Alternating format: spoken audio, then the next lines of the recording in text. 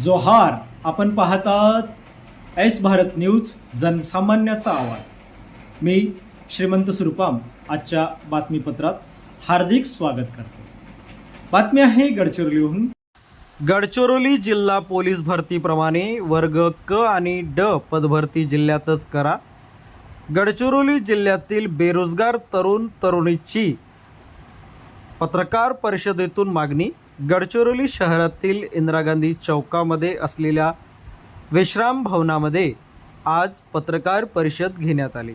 या पत्रकार परिषदेमध्ये प्रामुख्याने तनुश्री धर्मराव बाबा आत्राम उपस्थित होत्या।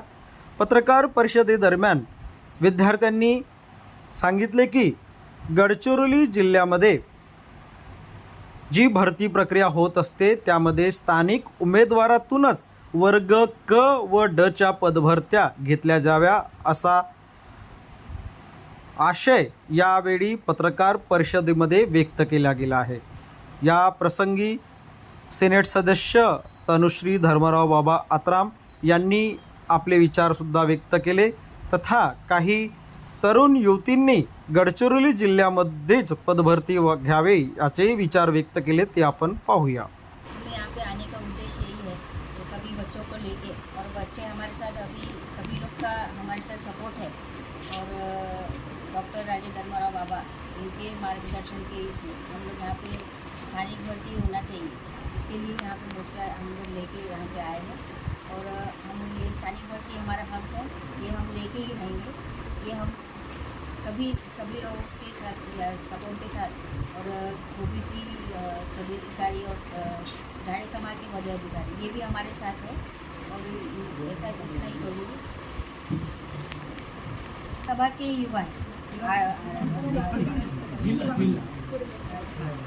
गडचिरोली जिला के पूरे युवा लोग हैं, सिरोंचा से लेके पाटगुडम लास्ट सिरोंचा में पाटगुडम आता वहाँ से, और कोरची से लेके धानोरा तक सभी लोग यहाँ पे आए हैं।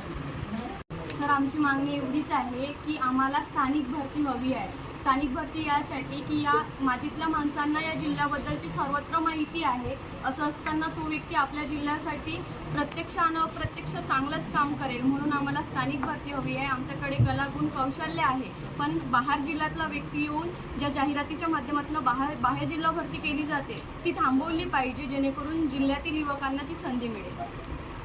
ही मागणी आत्ताच काय बरोबर? निवडणुकीचा प्रश्न आमच्याशी नाही, कारण की निवडणुकीमध्ये आम्ही एक लोकप्रतिनिधी निवडून देत असतो। लोकशाहीच्या राज्यामध्ये एखादा जो उमेदवार असेल, तो आमदार असो की खासदार असो, तो लोकांचं प्रतिनिधित्व करत असते। तो शासन आणि सामान्य जनतेच्या मधातला दुवा असतो, त्याच्या माध्यमातून आपल्याला शासनापर्यंत प्रश्न पोहोचवायचे असतात।